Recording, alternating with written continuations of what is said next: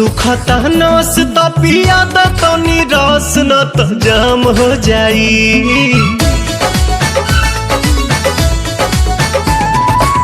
सुखता नस त पिया द तनी रस न त जाम हो जाई, न त जाम हो जाई। ए राजा चलो ना पिपरवा के तरवा ओही जे सारा काम हो जाई। ए राजा चलो ना पिपरवा के तरवा ओही जे सारा काम हो जाई। जानी बात टरकाव यही लागे ढरकाव रानी अजूरी में उठावा के पानी।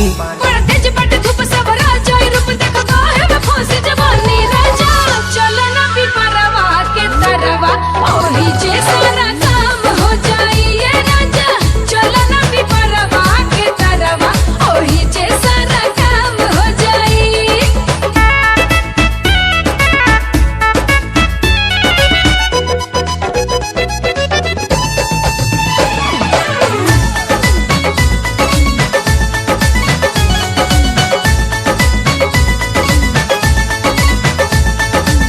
ओढ़ा के ओढ़निया तू काटे दना चनिया, तुहरो के आई मजा ये हो मोरे धनिया।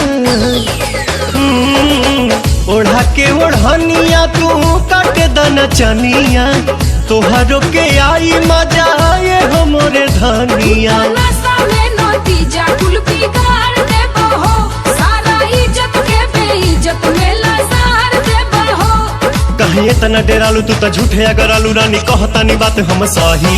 यह खेल बच खेल बानी हमनी अकेले देखे गहुआ के लोग का कही। राजा चलो ना पिपरवा के तरवा ओही जे सारा काम हो जाई। ए राजा चलो ना पिपरवा के तरवा ओही जे सारा काम काम काम हो जाई।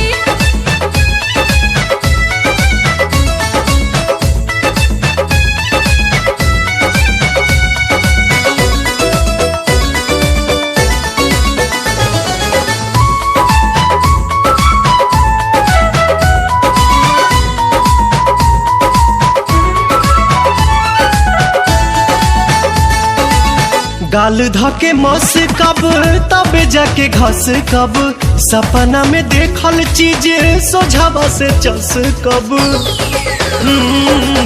गाल धके मस कब तबे जाके घस कब, सपना में देखल चीज सोझावा से चस मोरे कब। सोना मोरे हीरा तू तो बड़ा पगलाइल लागे मना मना बात कुली होला तू फाइल। बटे खड़ा दोपहर मन मारता लहर रानी मनवा के कैसे मनाही। छोड़ जाए दाए जान चल कइला ने मन अब कइला न जाता नहीं। राजा चलो ना पिपरवा के तरवा ओही जे सारा